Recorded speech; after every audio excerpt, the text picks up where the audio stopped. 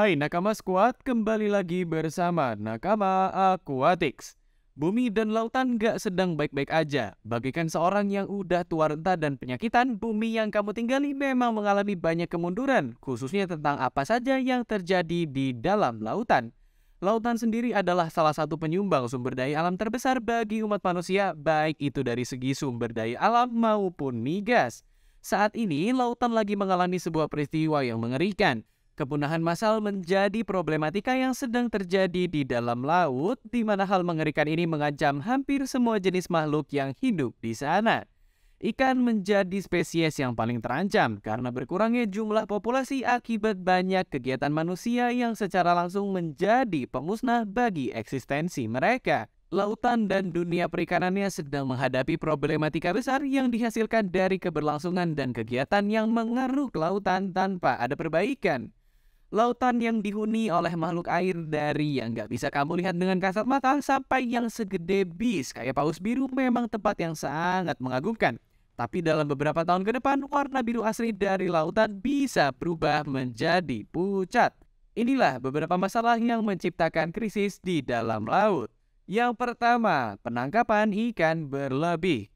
Baik itu untuk industri makanan ataupun industri akuarium, penangkapan ikan yang berlebihan merupakan ancaman serius bagi ikan-ikan di laut ataupun sungai.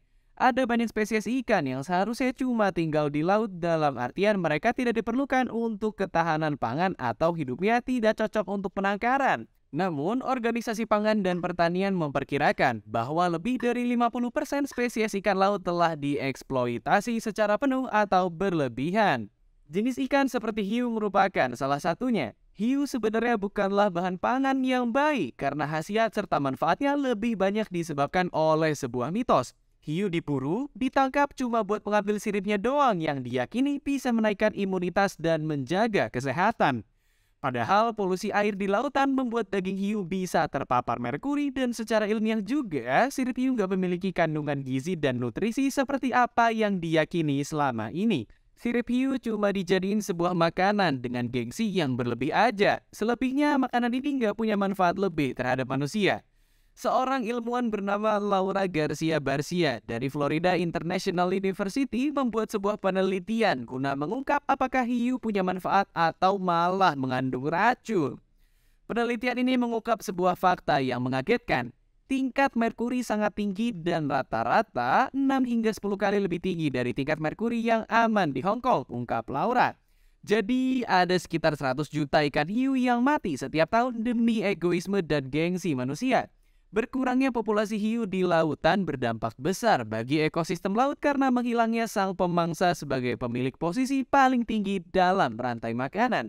Penangkapan ikan berlebihan gak cuma mengancam kehidupan hiu, pasalnya hampir semua jenis ikan juga terancam dengan masalah ini. Bahkan jika ikan terus digeruk secara berlebihan dari dalam laut tanpa adanya upaya penyelamatan, pada tahun 2048 nanti lautan udah sama sekali gak punya ikan dan manusia kehilangan salah satu sumber protein terbesar. Dengan penangkapan ikan yang berlebihan, kita menghancurkan seluruh ekosistem dan rantai makanan yang penting untuk mempertahankan kelangsungan hidup mereka. Penangkapan ikan berlebihan gak hanya memusnahkan seluruh spesies, tapi juga berdampak langsung pada spesies lain di jaring makanan. Beberapa cara yang digunakan untuk menangkap ikan hiu itu sendiri bersifat merusak, seperti praktek bottom trawling yang merusak habitat dan menangkap banyak ikan yang bahkan tidak diinginkan, lalu dibuang. Yang kedua, praktek tangkapan sampingan. Semua yang salah pasti bisa mendatangkan hal buruk. Begitu juga dengan praktek tangkapan sampingan yang juga sering dianggap sebagai praktek salah tangkap. Tangkapan yang tidak diinginkan merupakan masalah baik secara ekologis maupun ekonomi. Hewan yang dibuang seringkali mati dan tidak dapat bereproduksi sehingga berdampak pada ekosistem laut. Jadi, tangkapan sampingan ini biasanya terjadi ketika sebuah kapal menarik jaringnya. Pas ditarik, ternyata kapal tersebut nggak cuma sukses mengangkat jenis-jenis ikan konsumsi doang.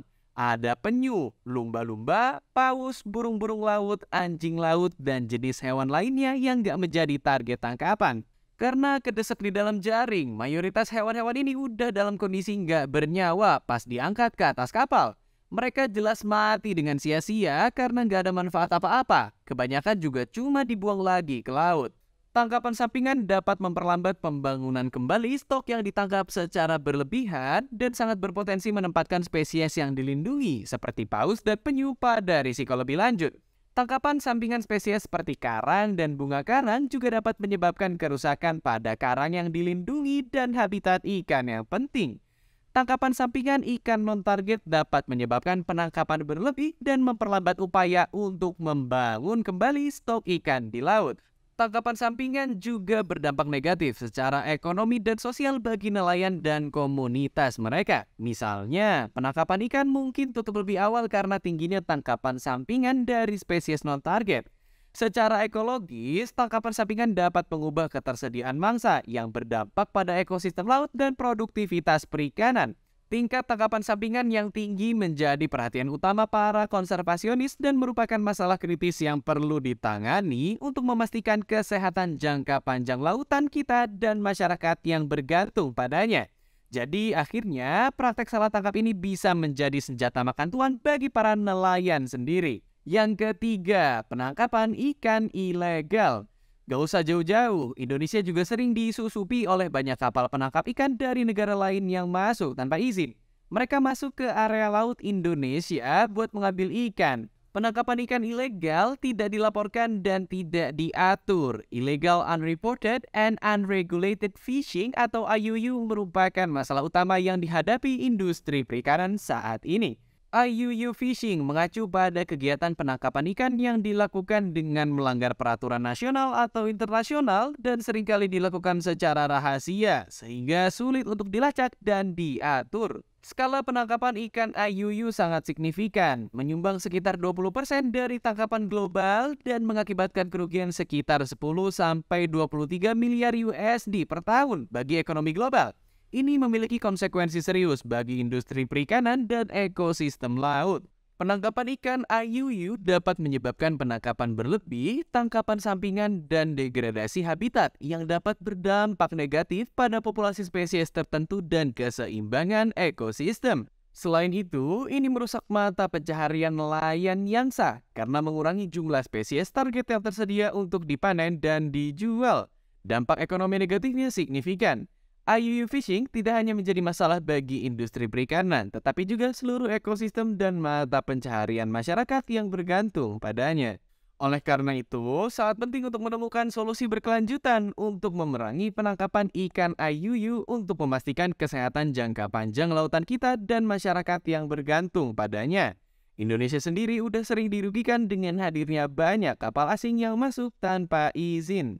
Kementerian Kelautan dan Perikanan gak pernah jera menertibkan kapal-kapal asing yang mencoba mencari rezeki di lautan pertiwi.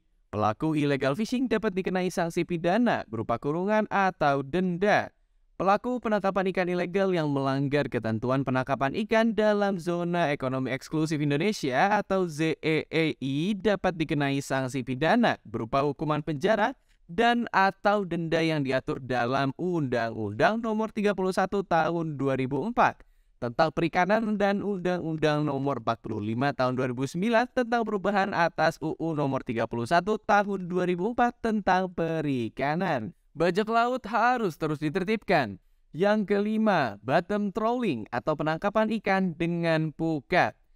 Pukat adalah teknik penangkapan ikan yang merusak yang digunakan oleh perusahaan perikanan industri. Penangkapan dilakukan dengan melibatkan jaring besar yang diseret di sepanjang dasar-dasar laut yang dapat menyebabkan kerusakan signifikan pada habitat laut. Praktik tersebut menimbulkan sedimen dalam jumlah besar, merusak spesies karang seperti Lovelia pertusa yang menjadi tempat berlindung bagi spesies yang tinggal di laut dalam. Sedimen mengaburkan air, menghalangi sinar matahari, dan menciptakan zona mati oksigen rendah. Selain itu, sedimen dapat membawa polutan kembali ke rantai makanan. Perserikatan Bangsa-Bangsa memperkirakan bahwa hingga 95% kerusakan laut disebabkan oleh pukat dasar, dan Majelis Umum PBB telah merekomendasikan untuk melarang praktik tersebut. Praktek destruktif lainnya termasuk penangkapan ikan dengan bahan peledak dan sianida yang juga ilegal di banyak tempat tetapi masih terus digunakan. Praktik-praktik ini menyebabkan kerusakan pada habitat yang mendasarinya seperti terumbu karang. Dengan menggunakan sebuah jaring besar, para kapal bisa menyelesaikan pekerjaan dengan mudah dan praktis, namun taruhannya jelas besar. Bottom trawling dengan mudah bisa menangkap ikan dalam jumlah besar, tapi prakteknya secara nyata merusak ekosistem laut. Selain merusak karang, pukat bawah ini juga bisa menyebabkan bycatch fishing karena jaringnya bisa membuat hewan laut yang bukan merupakan ikan konsumsi terjebak di dalamnya. Penyu menjadi hewan laut yang paling sering terjebak di dalam pukat. Penyu butuh naik ke permukaan untuk menarik nafas. Jika mereka terjebak di dalam pukat, maka penyu tersebut gak akan bisa mengambil nafas ke atas yang akhirnya bisa membuat penyu itu mati. Selain itu, tekanan dari ikan-ikan yang dijaring juga bisa menggencet tubuh penyu sampai merusak tempurungnya. Bottom trawling ini sama kayak mencari rejeki dari korupsi. Kamu emang bisa dapat uang dan harta yang banyak, namun di balik itu ada banyak juga pihak yang dirugikan. Yang kelima, polusi plastik dan limbah serta kerusakan habitat ikan. Antara 1,15 dan 2,41 juta ton plastik masuk ke lautan setiap tahun. The Great Pacific Garbage Patch atau tambalan sampah Pasifik besar yang merupakan kumpulan sampah di Samudra Pasifik kini berukuran 3 kali lipatnya Prancis. Hewan dapat terjerat dalam jumlah besar plastik yang mengotori lautan dan plastik menutupi dan menghancurkan karang serta bunga karang. Kantong plastik juga sering disalahartikan sebagai makanan oleh penyu yang akhirnya membuat mereka memakan plastik yang akhirnya menyumbat sistem pencernaan mereka. Plastik terus-menerus terurai menghasilkan potongan-potongan kecil mikroplastik yang dikonsumsi oleh berbagai biota laut, termasuk beberapa spesies yang suka ditangkap dan dimakan manusia. Polusi air ini juga yang membuat hiu mengandung merkuri beracun yang menjadikan dagingnya sebenarnya nggak layak buat dimakan. Gak cuma ikan hiu aja, hampir semua jenis ikan yang dijual sebagai ikan konsumsi berpotensi terpapar oleh merkuri, baik itu yang berasal dari lautan ataupun yang di sungai. Selain itu, kerusakan habitat yang disebabkan oleh industri perikanan dan masalah lainnya juga menjadi problematika yang menghantui lautan. Sebagian besar masalah di poin sebelumnya berkontribusi pada perusakan habitat dan terumbu karang adalah salah satu ekosistem yang terkena dampak paling serius. Pemanasan global juga berkontribusi terhadap penurunan jumlah terumbu karang dalam angka yang besar. Selama beberapa abad terakhir, suhu air di laut telah meningkat 0,1 derajat Celcius. Meskipun ini mungkin tidak terlalu berarti bagi manusia, hal ini telah menyebabkan pemutihan karang. Sebuah fenomena di mana karang yang tertekan panas mengeluarkan ganggang simbiotik mereka. Ganggang ini diperlukan untuk menjaga karang tetap hidup dan kehilangannya menurunkan ketahanan terumbu karang. Hal-hal lain yang berkontribusi terhadap perusakan habitat adalah pembangunan pesisir, polusi misalnya limpasan atau tumpahan minyak, pembukaan hutan bakau untuk produksi udang, dan pukat laut dalam. Dengan meningkatnya perusakan habitat, semakin sedikit tempat bagi ikan untuk hidup dan untuk digunakan sebagai pembibitan dan tempat mencari makan yang menyebabkan penurunan populasi. Kesimpulannya, industri perikanan sangat penting bagi mata pencaharian miliaran orang di seluruh dunia dan bagi kesehatan populasi global kita. Namun, industri ini menghadapi banyak masalah yang mengancam biota laut, lingkungan, dan ekonomi. Penting bagi kita untuk bekerja sama menemukan solusi berkelanjutan untuk masalah ini seperti budidaya ikan berbasis lahan yang menawarkan banyak manfaat termasuk pengurangan dampak lingkungan, peningkatan efisiensi, dan potensi untuk membentuk klaster ekonomi sirkular. Lautan bisa aja menjadi sebuah area penuh dengan air tanpa kehidupan jika manusia tetap melanjutkan keangkuhannya dalam mendominasi alam ini.